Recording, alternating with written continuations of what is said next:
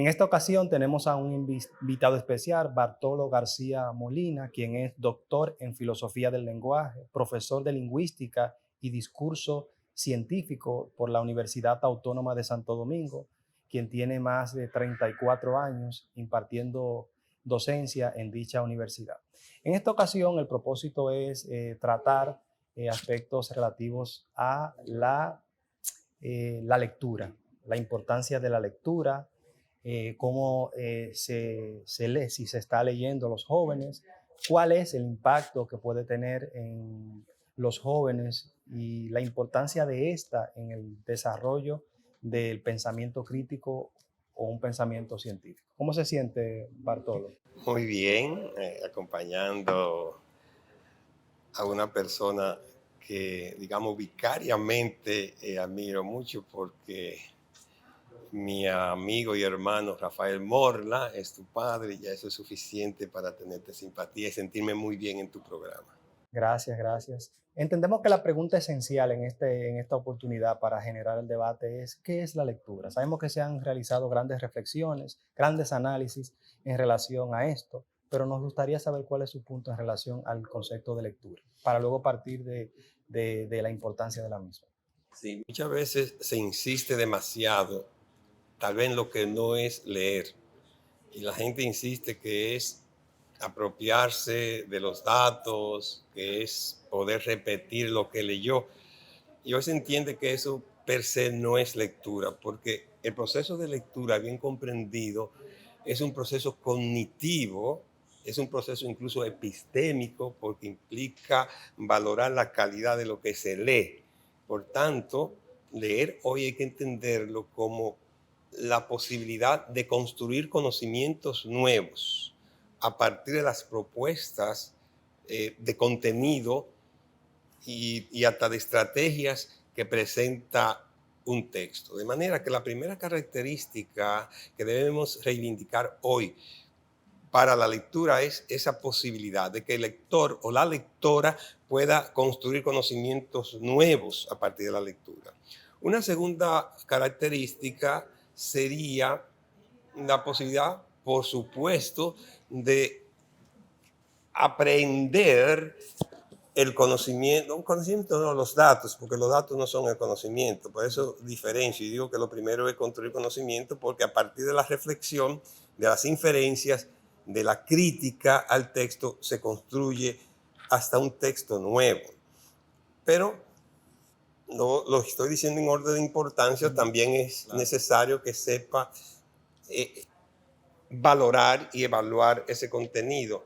Y una tercera característica es tiene que ver más con la forma que con el fondo, y es saber evaluar el texto en cuanto a posibilidades de apropiación de los estilos. Correcto. Se aprende más a escribir leyendo los buenos escritores, fijándote en los modelos sintácticos que tienen, que en teoría, incluso de redacción.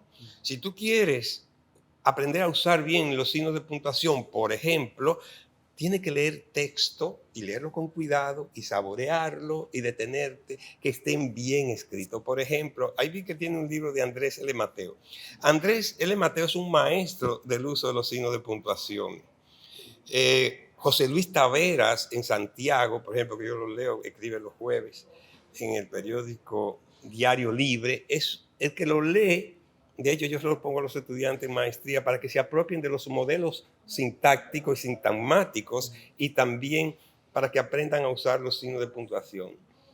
Cuando una persona es capaz de usar bien los signos de puntuación, comienza a enamorarse no solo de la lectura, sino también de la escritura, porque eso le permite jugar con el texto, le permite darle elegancia, no solamente claridad, elegancia al texto. Por eso la lectura tiene que implicar hoy esas tres posibilidades, si se quiere hablar de buenas y buenos lectores. Claro, hay un elemento fundamental que debe de ser tomado en cuenta para alcanzar todo lo que usted indica. Se hace obligatorio, ¿verdad?, de una lectura y partir de los clásicos. Entendemos siempre que en cualquier género, ya sea en la literatura, en ensayos de corte científico, es fundamental esos grandes escritos, esas grandes obras, para a partir de ahí entonces nosotros poder observar esas distintas formas o discursos que se han construido para luego entonces poder construir el nuestro, porque de lo que se trata no es de plagiar o copiar el otro, un estilo X, sino ver distintos enfoques para ver luego cómo se puede construir el de uno propio. De hecho, José Martí dice que le teme a la persona de un solo libro, porque se hacen esclavos del estilo de ese autor. Pero cuando leen los clásicos, él justamente pone ese ejemplo, cuando leen distintas fuentes, entonces pueden apropiarse de, incluso de manera inconsciente, porque la lengua y el discurso, en última instancia, casi por ósmosis. Hay lo que podríamos llamar una formación discursiva en cada sociedad que permea a todos los ciudadanos y ciudadanas. Entonces se va desarrollando un estilo colectivo. Entonces cuando una persona lee clásicos, lee libros actuales, lee libros diversos, va dándole a cada uno con su propia idiosincrasia. Por eso ese es el punto distintivo. Tú puedes leer los mismos libros que otra persona, pero como tú tienes una personalidad distinta a todas, entonces tú vas a seleccionar determinados modelos, determinado contenido y le va dando forma y va a conformar tu estilo, porque en última instancia todo estilo es el resultado de múltiple influencia más la forma personal de cada quien. Sin esa múltiple influencia, el estilo sería muy pobre, muy árido. Yo recuerdo cuando usted no impartía clases de redacción en la maestría de Historia Dominicana, donde reflexionábamos sobre un libro, el libro que escribió Andrés L. Mateo, titulado Mito y Cultura, ¿verdad? Claro, tiene un corte, ya es un escrito, un ensayo, pero yo siempre lo ponía o lo analizábamos y lo poníamos como ejemplo. ¿Por qué? Porque fíjese que en ese libro él habla sobre la era de Trujillo, pero sobre Trujillo se han escrito miles de libros, cientos de libros. Y para la época que lo escribió, también se había escrito mucho sobre Trujillo. Y él logró efectivamente presentar una visión muy distinta a lo que tradicionalmente se había escrito sobre Rafael Leónidas Trujillo. Fue una propuesta innovadora y creo que ese, como discutíamos en las aulas, allá en la Maestría de Historia Dominicana, es un gran ejemplo de cómo sobre la base de la lectura, sobre la base de conocer los diferentes referentes que se han escrito, posiciones que se han planteado, cómo esto nos puede ayudar a presentar una visión distinta. Es un excelente ejemplo de lo que decíamos, que la lectura tiene que llevar a la construcción de conocimiento nuevo. Andrés leyó, me imagino, somos amigos y veía ese proceso, parte de su tesis doctoral, lo que implica que tiene que haber leído cientos de libros, porque una tesis doctoral bien hecha como la que hizo Andrés implica leer cientos de libros. Pero él no copió, como tú dices, simplemente cojo aquí, cojo allá, sino que en base a sus criterios de selección, en base a su aparato crítico, en base a su capacidad crítica, entonces pudo producir conocimiento nuevo, porque como muy bien dices, aunque se han escrito cientos, tal vez miles de libros sobre Trujillo, ese no es una repetición, Exacto. porque pasa por el crisol de su inteligencia, por el crisol de sus criterios, y entonces nos produce conocimientos nuevos. A partir de la lectura, no fue que él se sentó nada más así en abstracto a pensar, sino que esa lectura lo concitaban a seguir buscando, le concitaban reflexiones, le concitaban búsqueda nueva y entonces hace su propuesta. Ese libro es el resultado entonces de un proceso de lectura. Exacto. Y otro aspecto muy importante en relación a la lectura, si vemos, por ejemplo, lo complejo que está la realidad social, política y económica en que se encuentra no solo la República Dominicana y el mundo, nos lleva a nosotros a preguntarnos cuál sería o el aporte que realiza la lectura en el desarrollo del pensamiento crítico, no solo de los niños, niñas y adolescentes, o los jóvenes, sino en términos generales. Sí, es fundamental porque de hecho uno de los niveles de lectura que yo propongo es el nivel crítico, que es el último. No todo el mundo llega a ese nivel. Yo propongo 4 niveles, lo he dicho mucho, pero lo digo rápidamente. Un primer nivel de lectura debería ser la capacidad de apropiación de los datos, que yo le llamo nivel informativo, o sea, la capacidad de informarte a través de la lectura, pero eso es lo más elemental. Pero si una persona no es capaz de informarse mediante la lectura, no sabe leer, porque le ponga sonido a los fonemas, eso no es leer, porque una sílaba, eso no es leer, porque una incluso palabras, oraciones, si no es capaz de informarse, informarse no es solo repetir de memoria, porque eso lo hace cualquier aparato, dispositivo electrónico, Claro. es informarse, es saber evaluar esas informaciones, esos contenidos que tiene el texto, eso es lo más elemental.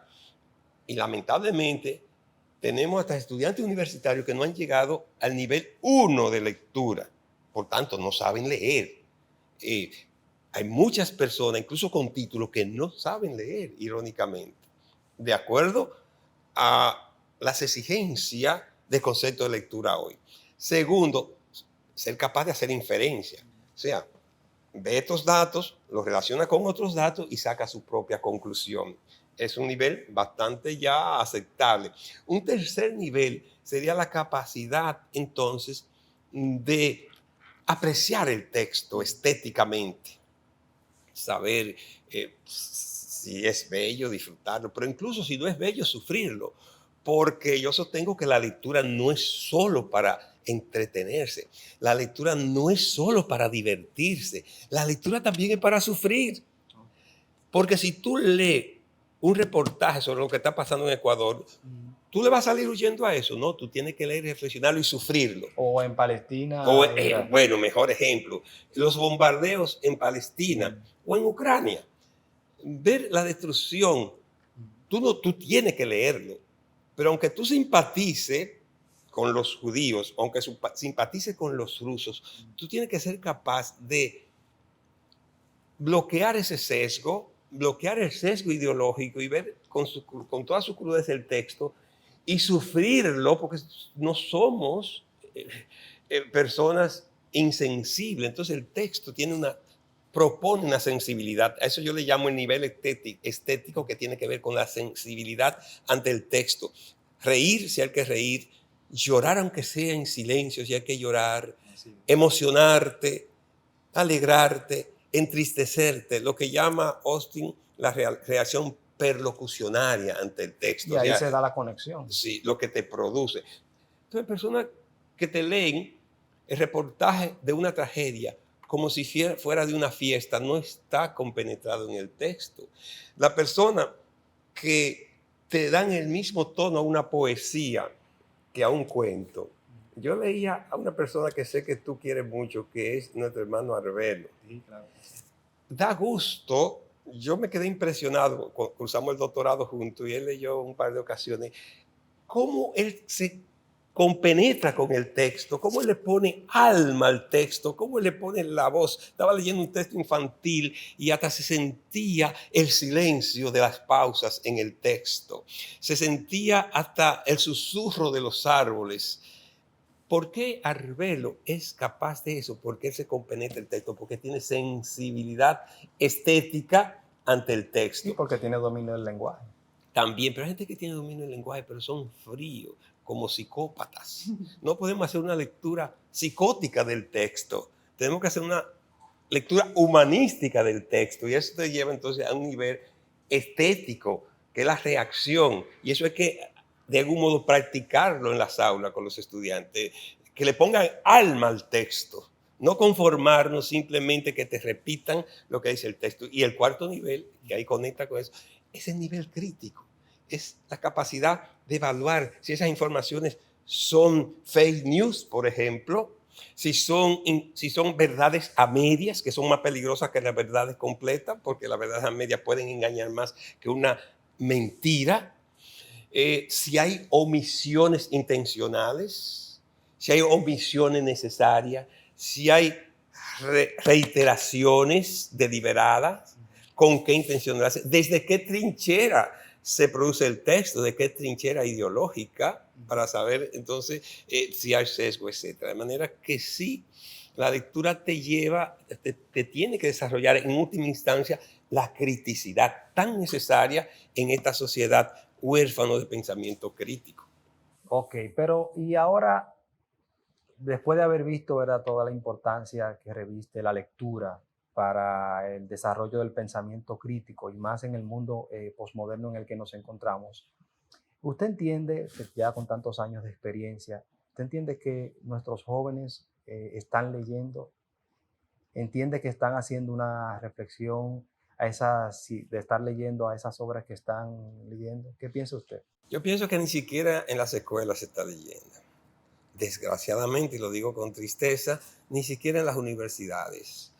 Los estudiantes procuran el mínimo esfuerzo, procuran evadir la lectura. Ni siquiera los libros de texto lo quieren leer en el sentido de lo que entiendo por lectura. Y si un profesor dice que quiere que desarrolle tal tema, lo primero que dice es que si eso está en internet. Y si le pone un libro que si está en internet, es más, hay una conspiración contra la lectura y el libro en este medio. Y muchos profesores y profesoras inconscientemente le hacen el juego a eso. Entonces, no, ellos si pueden evadir la lectura, la evaden porque no han aprendido, y yo lo entiendo en cierto sentido, porque el que no desarrolla la capacidad por la lectura, el hábito lector, el gusto por la lectura, eso es un tedio. Es algo, es como robarle tiempo a su diversión. Claro. En una sociedad del espectáculo, en una sociedad del diversionismo, en una sociedad de la evasión, en una sociedad del hedonismo, en una sociedad de la farándula, en una sociedad de la indecencia convertida en discurso público, ponete a leer un libro de contenido académico, de contenido cultural, Podría ser es un tedioso. tedio. Entonces, ¿qué hay que hacer, dirías tú? Comenzar a educar a los estudiantes en el hábito lector. No simplemente decirle que la lectura es importante, que la lectura, eso no lleva a ningún lado. Es ponerlo a saborear la lectura, no como una compulsión, sino como una opción. Hay un libro que se llama Como una novela, de Daniel Penat, donde él plantea la decepción que sintió cuando su hija rechazaba la lectura, cuando esa era su ilusión. Y se pone a ver por qué la rechazaba, y era que la lectura era obligatoria. Y ella sentía, era sin ninguna motivación, sino tienen que leer eso para mañana, obligatoria y sin tiempo. O sea, para mañana tal libro, porque sí, sin un poquito de mercadeo, porque el profesor tiene que mercadear el libro. Claro. Tiene que, cuando digo mercadeo, motivar, que sea el estudiante casi que quiera salir a buscarlo, a leerlo. A ti te habrá pasado que de un aula tienes deseo de salir disparado a comprar un libro que el profesor comentó, no dijo cómprenlo, lo comentó y le hace. Probablemente algunos de tus oyentes, al mencionar como una novela de Daniel Casat, y no fue mi intención, pero sí es válido, se estén preguntando dónde está el libro, porque incluso él propone los derechos del lector a no leer, el derecho a darse una saltadita. No me gustó este capítulo, lo bueno. Sí, yo creo en esa libertad y en la motivación. Entonces, no están leyendo porque no hay una motivación, no es el tiempo de la lectura, pero no debemos conformarnos. Tenemos que buscar estrategias no compulsivas, sino motivacionales para que los estudiantes comiencen a saborear el texto. Porque cuando una persona aprende a saborear el texto, se le convierte en una necesidad. Tú me decías fuera de cámara que el problema de los trabajos con horario, etcétera, es que te roban tiempo para la lectura. Pero la gente lo que ve, desgraciadamente, es que la lectura les roba tiempo para la diversión. Exactamente. Para ver estos programas de las redes sociales llenos de cuántas indecencias hay. Yo veo esos programas para poderlo criticar. Claro. Yo veo los pájaros del circo, los dueños del circo, toda esa porquería de Alofoque, toda esa porquería yo la veo para poderlo. Y es impresionante cómo a la gente le gusta todas esas estulticias, cómo la consumen con fruición, cómo cualquier bobería se convierte en tendencia. Y debemos evitar la tentación de quienes queremos educar, de competir en el mismo terreno de esa persona. Y al contrario, tratar de desarrollar programas como este, que al principio son de minoría, tal vez nunca sean de mayoría, ni es necesario, Así es. con que sea una propuesta alternativa, que se sepa que hay otras alternativas. Y créeme que aparecerán jóvenes todavía en esta sociedad que prefieran programas como este y que se le vaya reforzando esa tendencia. Y por eso es un compromiso. Si queremos que los estudiantes lean, motivarlo, darle alternativa y no simplemente criticar y compelirlo a leer, sino motivarlos. Me recuerda cuando usted habla de motivar a la lectura, de cómo motivar a los jóvenes a que se vinculen a la lectura, cómo cultivar ese hábito. Eh, yo siempre cuando lo sigo a usted en las redes sociales he visto que usted siempre habla de ese ambiente literario que de alguna manera permite efectivamente que ese joven pueda interesarse. Eso me remonta a mi padre. Mi padre, yo sí recuerdo esa biblioteca y cada vez que iba por aquí me movía un libro. Cada vez que me montaba en la camioneta porque íbamos a la finca, un libro. Y esos debates que se generaban sobre diversos puntos. Y sin él proponérselo en cierto punto y sin él quererlo, fue creando en mí el interés por la lectura. Entonces, ¿qué es lo que hace, qué es lo que impide definitivamente que los jóvenes no se interesen o no quieran leer? Y cómo, de alguna manera, usted que tiene, Bartolo, tanta experiencia, cómo podríamos revertir o aportar un granito para que esa situación cambie? Sí, yo creo que el principal impedimento son los antimodelos. Así como tu padre, Morla, que sin duda fue un modelo y sin decir, te tienes que leer y que mañana y que esto, sino que creó un ambiente letrado que no se limitaba a los libros, como muy bien te dice, también a las conversaciones. No te conversaba de chisme, que si fulana tiene la nalga grande o si esto, sino te mencionaba en determinado contexto tal vez el mito de la caverna de Platón. Entonces, ¿qué es esto? Entonces, es que hijo de gato caza ratón. Si yo creo un ambiente letrado, mis hijos, aunque sea después en su subconsciente, va a encontrar esas huellas y lo va a llevar ahí. Entonces, lo primero es crear modelos que alternativos a los antimodelos.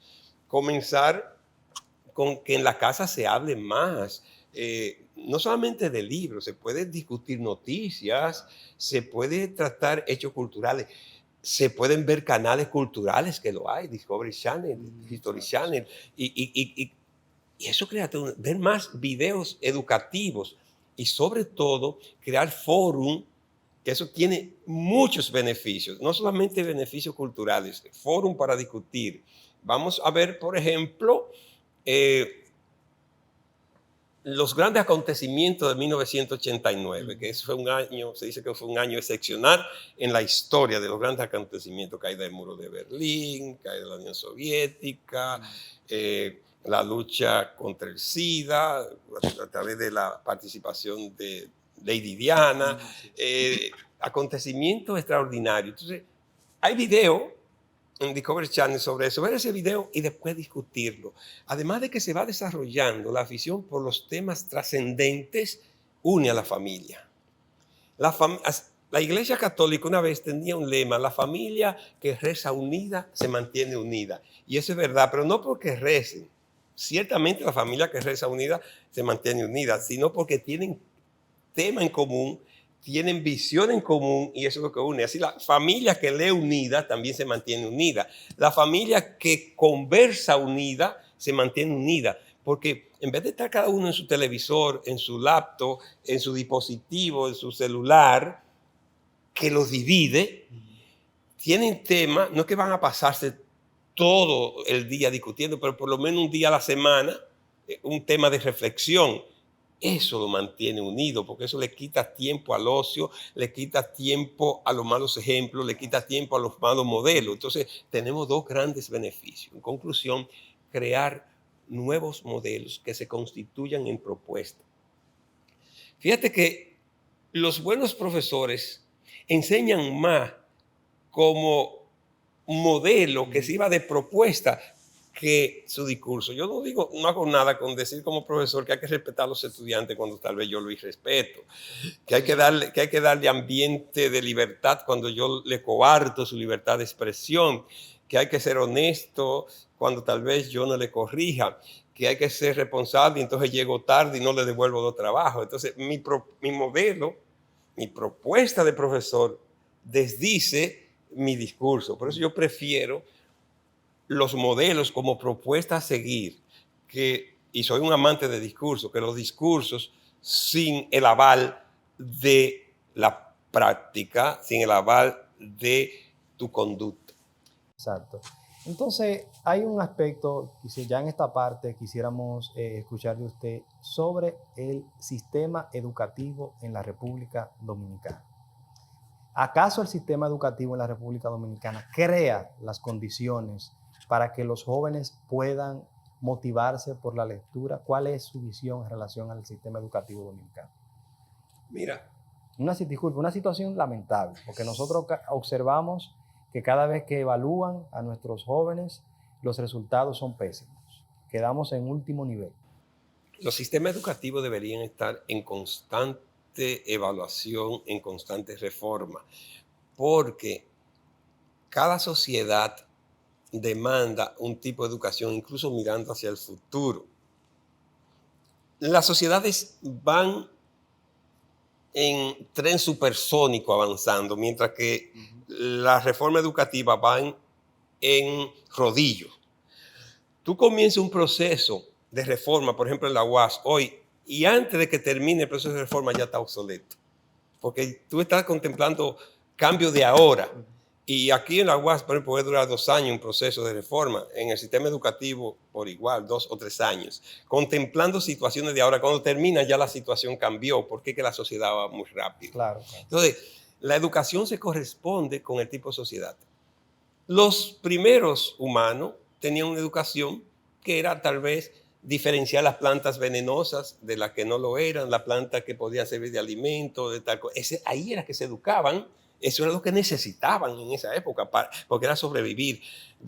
Cómo defenderse de las fieras, cómo preparar trampa, arma, etcétera. Cómo identificar las huellas de las presas. Esa era la educación. No necesitaban la educación de hoy, necesitaban esa educación.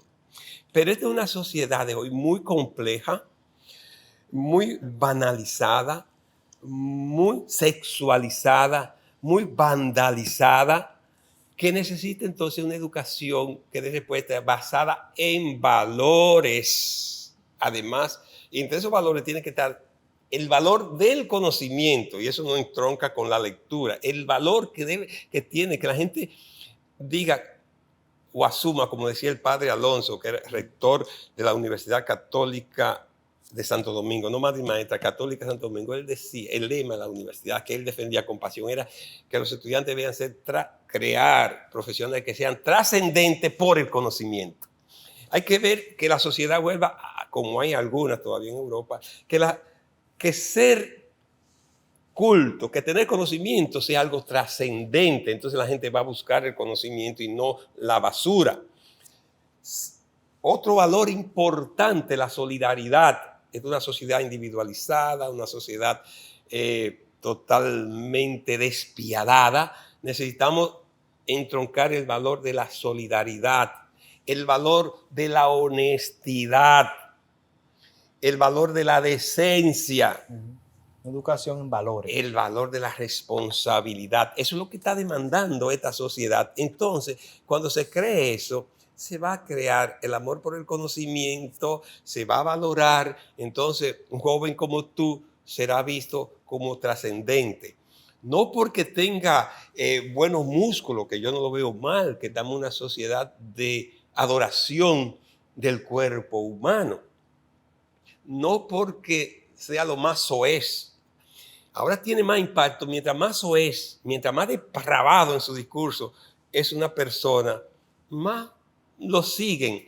Entonces va creando un círculo vicioso que la gente se va alimentando de basura y entonces demanda cada vez más basura. Tenemos que revertir ese círculo con esos valores, llevado, aunque sea subliminalmente a las aulas, transversalmente, practicado, y no solo en las aulas, en el hogar, en algunos medios, por lo menos los medios estatales, dedicarle espacio a eso, patrocinar programas, en vez de patrocinar el que más se vea, porque por lo menos el gobierno, las industrias que hagan lo que quieran, las empresas, pero el gobierno debería patrocinar programas que fomenten esos valores. En conclusión, hay que estar constantemente transformando, constantemente evaluando el sistema educativo e inyectándole enfoque nuevo. En este momento, los valores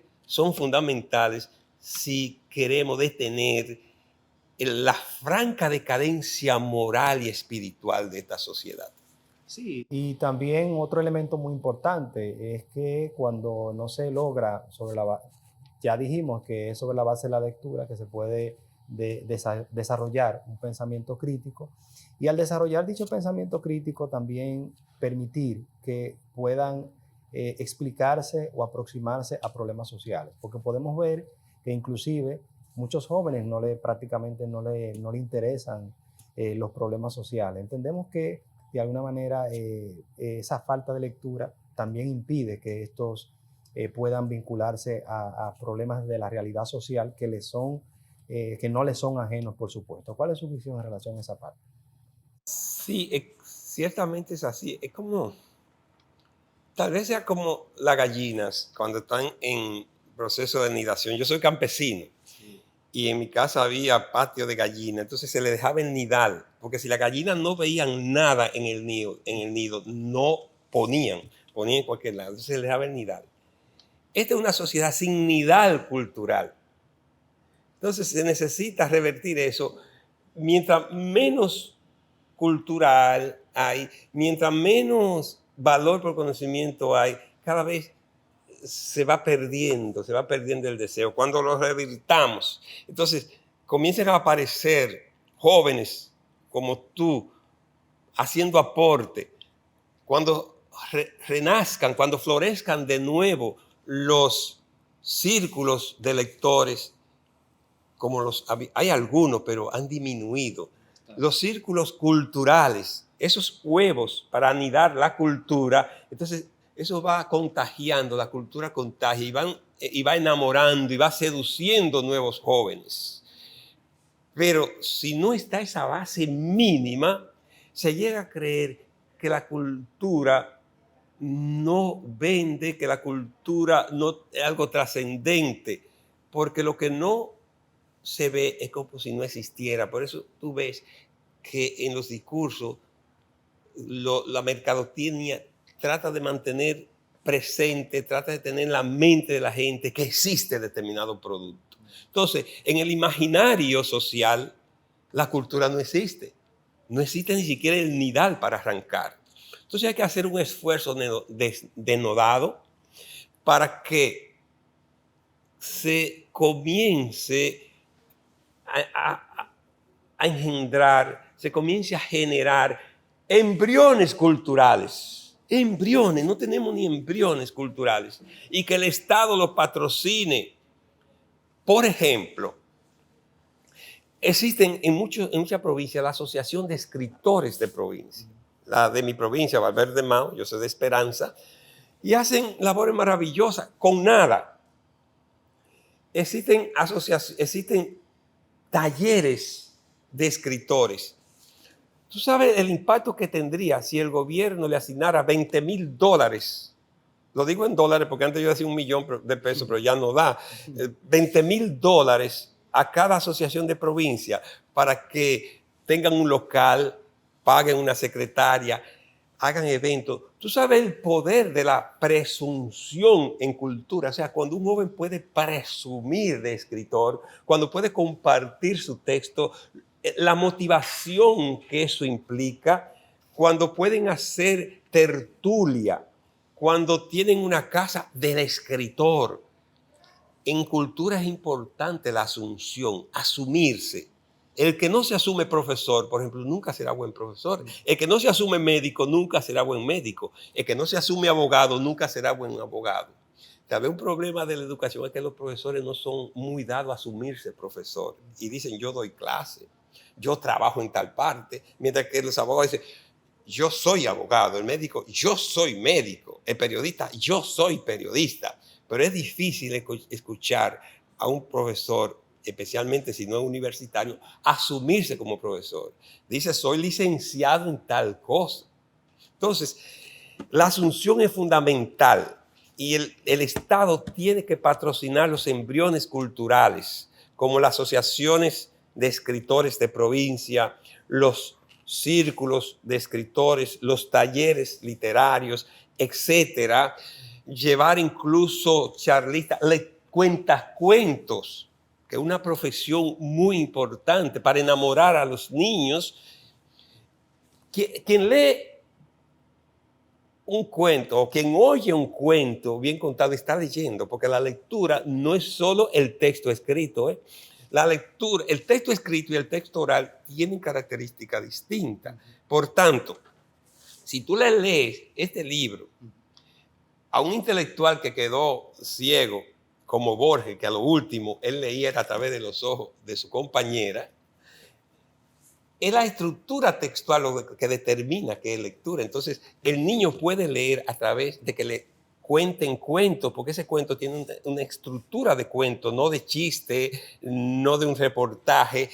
Tiene las palabras del cuento, tiene las figuras del cuento y la está leyendo, porque en última instancia en el cerebro lo que uno ve se convierte también en imágenes mentales, se convierte en... Es como si tú lo pronunciaras. En última instancia, el texto oral y el texto escrito van a un mismo lugar del cerebro. Porque hay un tema también, maestro Bartolo, y es que no hay condiciones, que era lo que hablábamos anteriormente, no hay condiciones para que los jóvenes puedan interesarse por la lectura, porque por todas partes hay mucho ruido. Por ejemplo, no hay un sistema de bibliotecas públicas. No, por cada esquina que te mueves, lo más que tú ves son o drink, puestos de bebida o bancas de apuestas. Es difícil, entonces, ante esa situación, si lo vinculamos a lo que usted anteriormente había mencionado, que tiene que ver con esa música, ese bombardeo constante de antivalores, de alguna manera eso pues no permite también que de manera efectiva estos jóvenes puedan interesarse en la lectura y que luego, por supuesto, puedan de alguna manera desarrollar un pensamiento crítico. Ya para... Sí, sí. Tú sabes que yo no me entusiasmo mucho con el sistema de biblioteca. Eso es un ideal, pero por ahí es que debemos concluir. Es como que tú pongas un establecimiento, una librería en el campo donde los 90% sean analfabetos. No te lo van a comprar. Entonces tú puedes llenar el país de biblioteca por donde quiera y van a estar vacías. Porque el problema está en donde tú lo planteabas al principio. La necesidad de crear lectores. Ahora, cuando ya existan lectores, buscan el libro donde sea, vienen aquí, van. Y entonces viene la presión para que surjan la biblioteca. Pero los gobiernos felices de hacer un aparataje y poner biblioteca aquí, biblioteca allá, sin lectores, eso es más deprimente. Una biblioteca sin lectores para mí es algo deprimente. Entonces lo que hay que enfocarlo por donde ibas al principio, desarrollar ambientes letrados, amor por el conocimiento, motivar hacia la lectura, etc. Entonces, lo demás, como dice la Biblia, vendrá por añadidura. Ya la última pregunta, Bartolo. ¿Cuál mensaje le enviaría a los jóvenes? ¿Cuál mensaje enviaría a los que forman parte de la sociedad para ver si revertimos esta situación, si cambiamos la situación imperante en cuanto al sistema educativo, si definitivamente podemos quizás dar un aldabonazo en la conciencia de los que dirigen para que de esa manera podamos revertir esta situación y cambiar y mejorar la situación del pueblo dominicano? Sí, yo quiero decir a los jóvenes que no sean como los ríos, que caminan según la gravedad, que se mueven, porque por eso son tan torcidos, porque buscan la forma más fácil donde puedan desplazarse. A los ríos les luce porque no piensan. Sean como Juan Salvador Gaviota, capaces de volar contra viento. Si se llevan de los cantos de sirena de esta sociedad, si se llevan de lo que hace la mayoría, si se llevan de que lo que vende es la indecencia, si se llevan de lo que venden es ser procaz, van a llegar a donde llega el montón y aún consigan algún logro económico, es sobre una base tan ilegítima, tan repugnante, que algún día en su vida se van a cuestionar si valió la pena. En cambio, vuelen, vuelen, vuelen alto como Juan Salvador Gaviota. Traten de conquistar el espacio, que aún no lleguen al final, tendrán la satisfacción que fueron auténticos, que fueron audaces, que fueron valientes, que fueron desafiantes y que lucharon por sus metas. Muchas gracias, Bartolo, por esta entrevista. Fue un placer. Gracias a ti por invitarme.